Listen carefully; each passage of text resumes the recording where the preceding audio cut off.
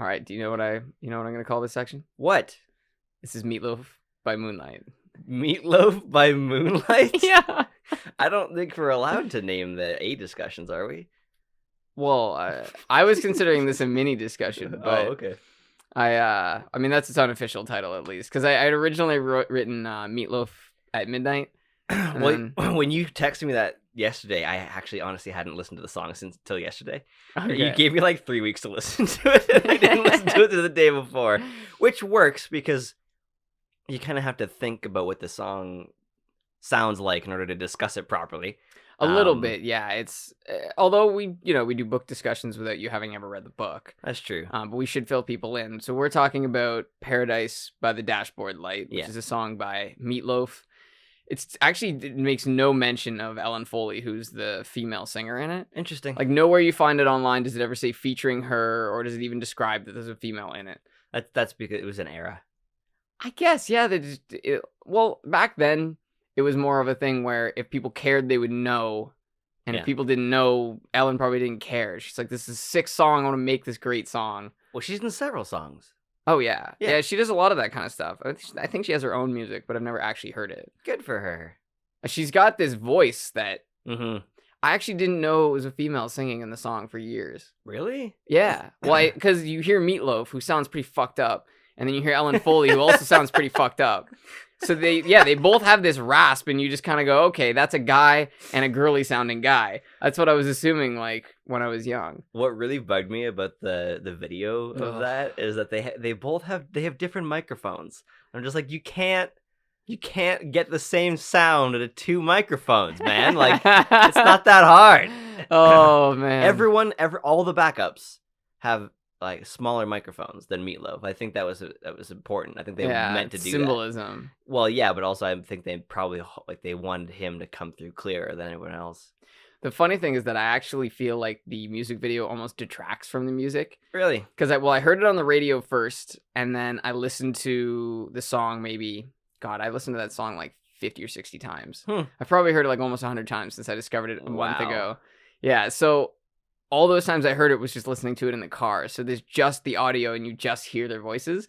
When you see them, it kind of ruins the illusion because their voices jump back and forth from being them as 17-year-olds and them now. Oh, okay. Because the perspective they're singing from has nothing to do with what they sound like. It's only about what they're saying. Okay. So when you see them in person, it's way harder because they're always singing the whole time. But when you're listening to it, you go like, okay, I get it. He's talking as his 17-year-old self. And also the video is just weird and kind of like awkward. It is very strange. They get like really close to each other and it was weird. Yeah. Yeah. Okay, so for anyone who doesn't know this song, there will be a link to the official Vivo, the only version I've found. The official Meatloaf Vivo as of today has no fucking profile photo.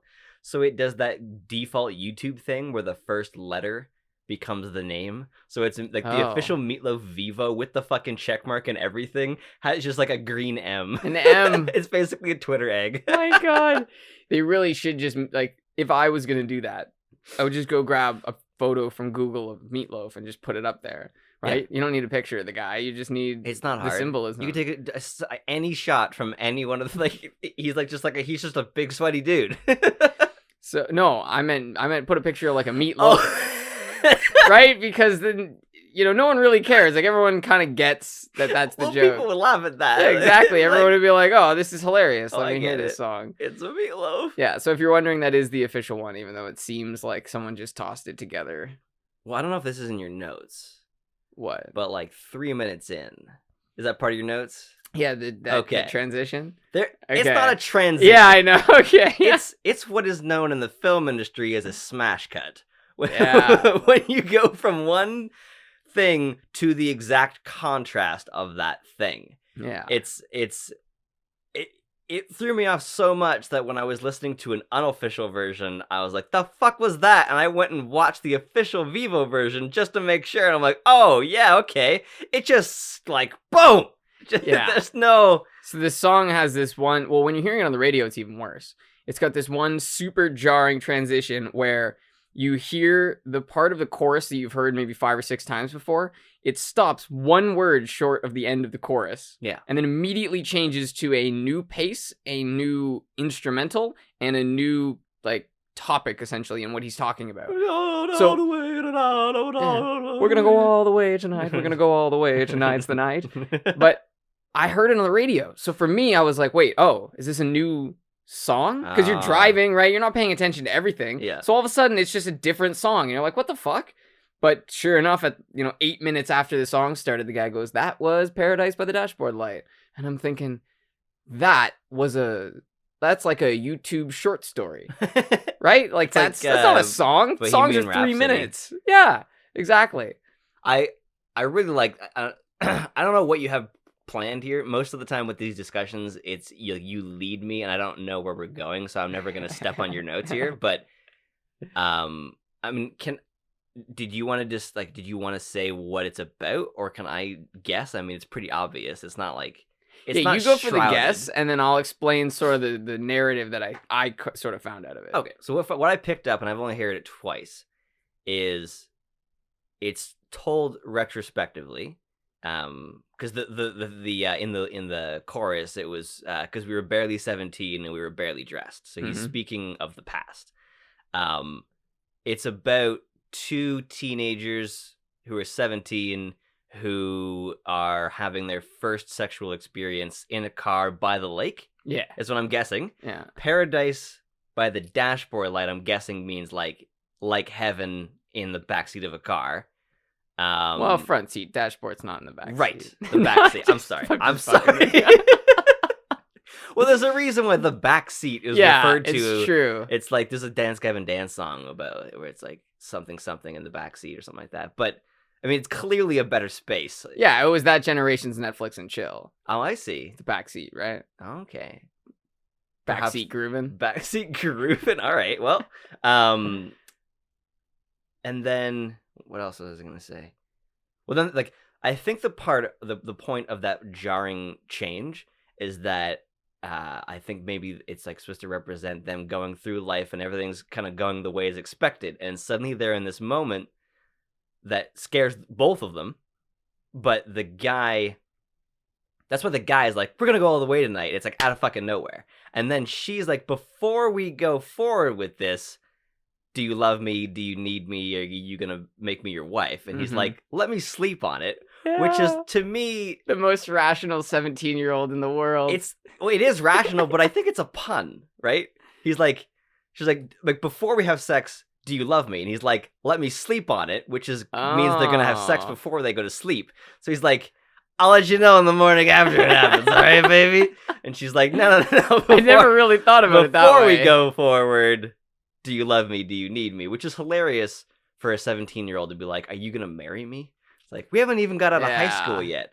Yeah. Which I guess at the time, I mean, it's not. I think that the high school sweethearts thing is going to become significantly less popular. Well, it's gonna be the Tinder sweetheart world. We met on Tinder. Oh, we've been sweethearts for 30 years ever since Tinder got us together.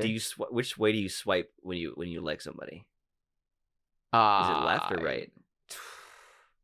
I don't know. I think I've heard like swipe right used as a term. Okay. So I think that's the approved. Oh, okay. Like swipe right it's is like, man, she's a 10. Yeah. It's like, oh, dude, swipe right. Swipe right coming. Swipe right coming in the door. That's gonna happen. That's probably already happened. I mean, the guy who said it's probably a fucking meat cleaver right now. He's just meat cleaver. But eventually, that'll be standard. That'll be normal. For anyone who's not watching. This won't come out in the right sequence. I am not a heavy smoker. I'm still just getting over a cough. All right. I realize that I kind of sound like I'm fucking Kevin Smith over here, coughing up a lung every time I laugh. Yeah. It makes everything that I laugh at sound like I am like laughing harder at it, because it sounds like I'm laughing so hard that I'm coughing it up. Killing yourself. When really I just have like this really low register. It's that tickle. Yeah. Yeah. Okay. So I think you hit most of the points.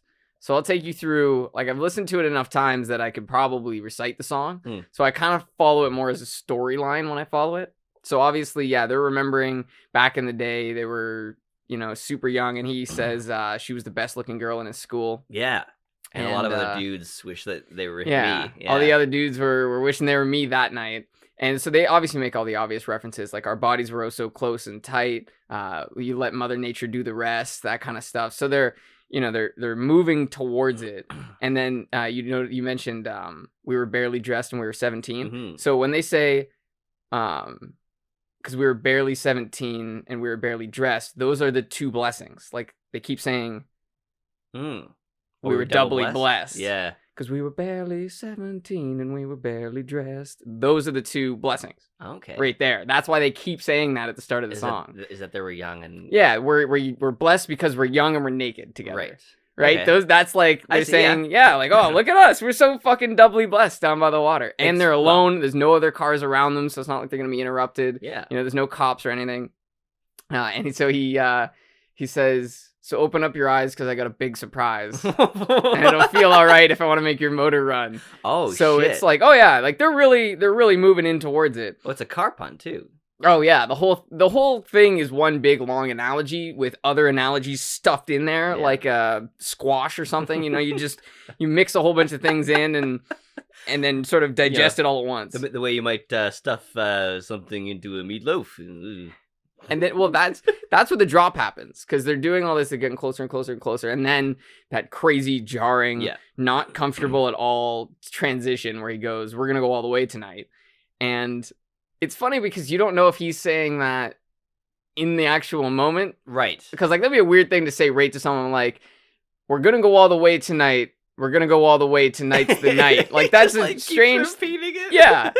It says it 6 times. In like opera version too. Like, realistically, I think that was just they knew they wanted this transition, and that baseball analogy in the middle. Yes. Yeah. I like that. So I really like that. I think really it's just an excuse to drop into the baseball analogy and do that like funky time music that they have going on, that funky stuff kind of beat. Yeah, and do you know if that's an actual recording or did they make that? No, they must have made it.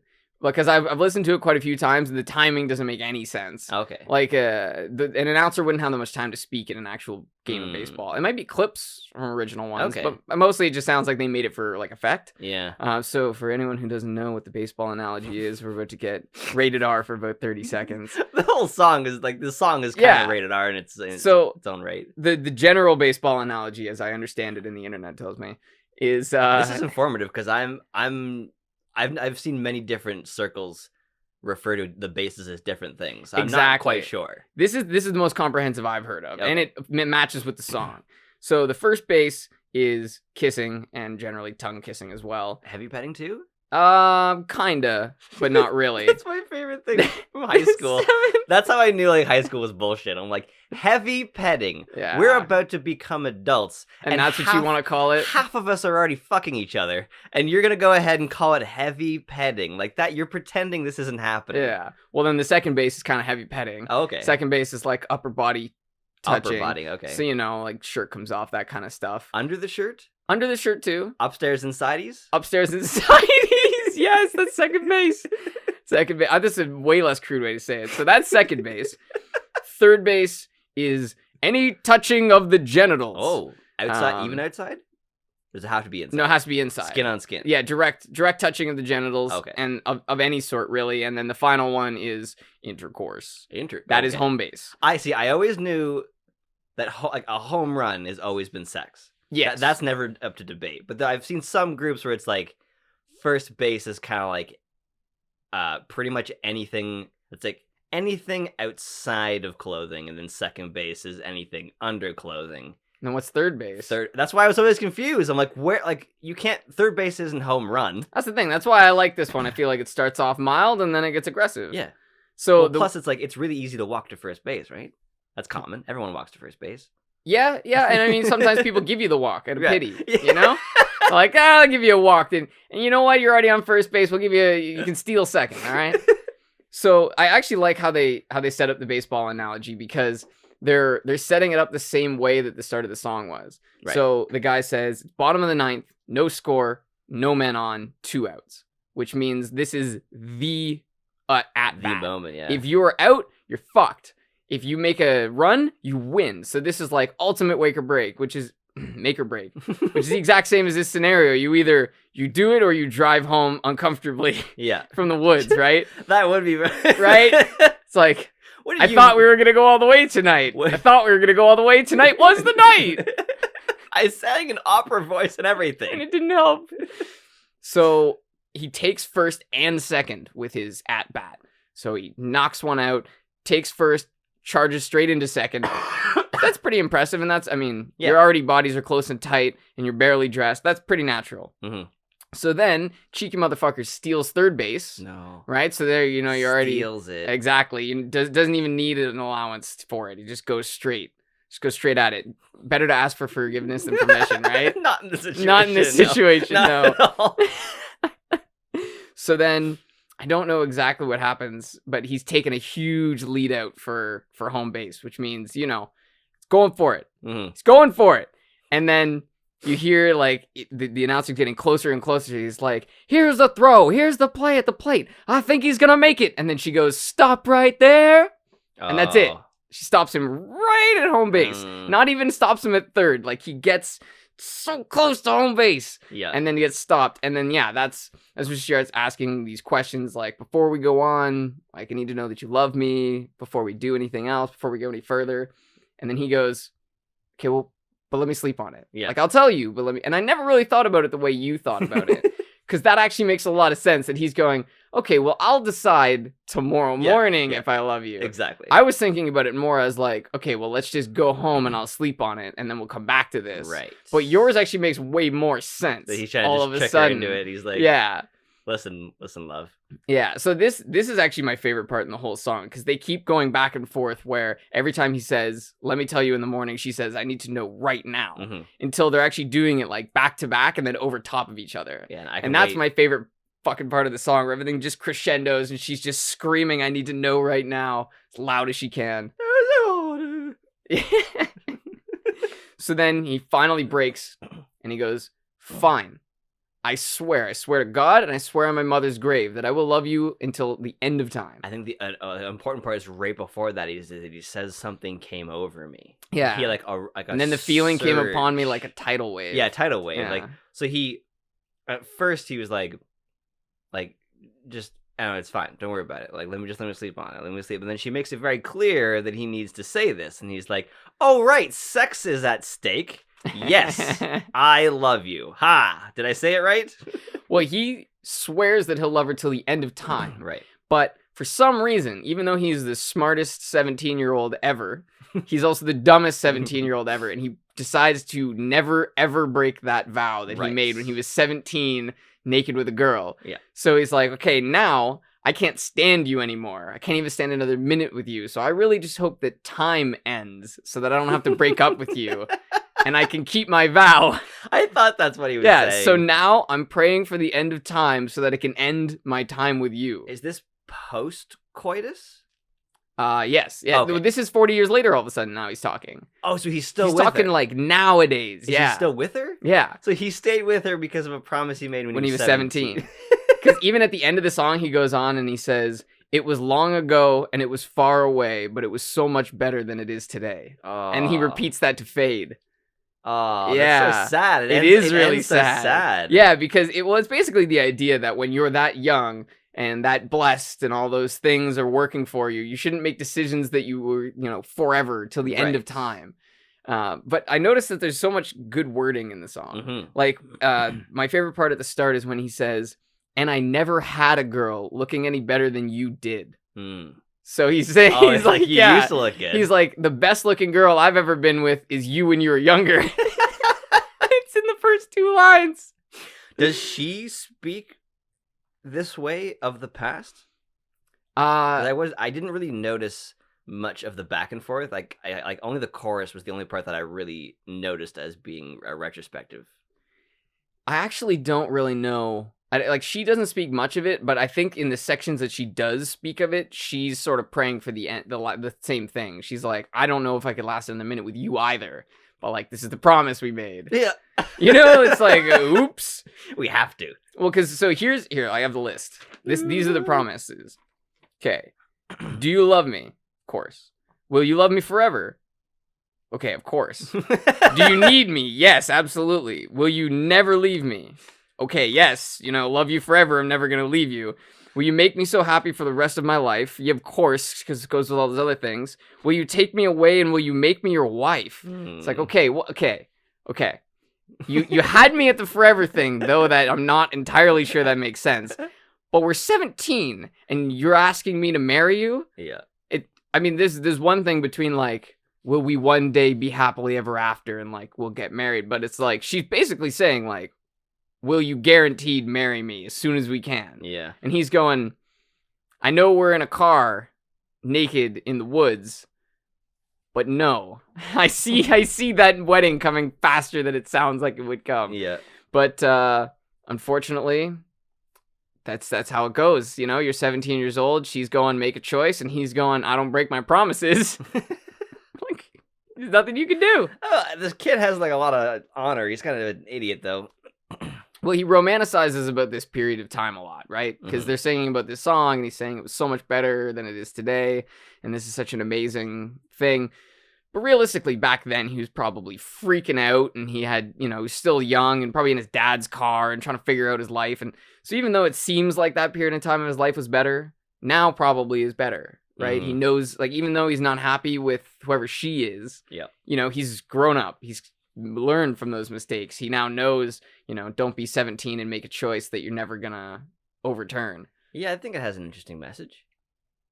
I think the message is when you're young, you should focus on doing things that you want to do, but I think there's a difference between like the kind of integrity a person has where they'll say, yeah, like I love you, and then 3 years later you might not love them anymore. And then there's another person who would just lie from the beginning, right? Like there's a total difference between those things. Yeah. Just because something's not going to last forever doesn't mean it doesn't exist now. Yeah, well, just because it ended, like that's a really common thing where it's like someone breaks up with them and they're like, so the whole thing was a lie. No, it wasn't a lie. I just don't love you now. But that the tough thing is that's really common for people to like when you say someone broke your heart, that one's true. Whether they meant to or not, it's still broken. But to say they did something to you by breaking up with you, like it was like they meant to hurt you, is not necessarily true. And I think that the better thing for both of you is that if one person's not happy with the other, you shouldn't want to still be with that person. I'm aware of the feeling, very aware. But it's better for everyone when you don't do what makes you unhappy.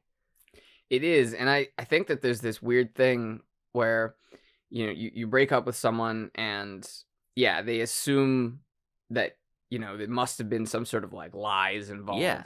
But that just kind of proves that the person who's suspecting those lies probably didn't love the other person in the same way. Yeah. Right? Because if you really love somebody, even though it's over, you would still have enough love for them to realize that they were just doing what they thought was right at the time. Well, to also know that that you should still want them to be happy. Yeah, exactly. Well, if you really do care about them and you're not happy together, then yeah. I mean, that's the hardest thing to actually practice. It's so easy to say. On a smaller scale, when I first started Bros Play and I had you and Dane on here because the intention was to have all my bros on there, he did 5 episodes and he didn't want to do it from episode 3. Oh. So like I remember being like mad about it. I was like that's a lot of time to be spending. That like it's half an hour of doing something you weren't happy about. But retrospectively, I realized that I was the one that kept pushing him to do the show. I'm like, dude, man, let's play some fucking Batman, man. Because you wanted to do it. Exactly. It was about me. And so when he was like, yeah, I wasn't happy. Like, I pretty much didn't want to do that from episode 3. And I was like, the fuck, man? Even though that was really me pushing him, and he did it for me. For you, yeah. Which is not what I wanted. And that was a good realization to finally realize, like, oh, I was pushing him to do that kind of thing. And the best thing is for us to not be doing something we don't want to do, especially when it's a show that's all about doing what you want to do. Well, because the other option is you take the Meatloaf route, and Dane does like 1,000,000 episodes. 300 episodes later. You know, locked in for life. You know, coming back every week miserable. He's drinking like a liter of coffee every time just to stay up through it. You know, I promised him 2 years ago, and I'm not giving up. We're going to do this for the next 10 years. We're gonna do this until it stops being unfun. Yeah.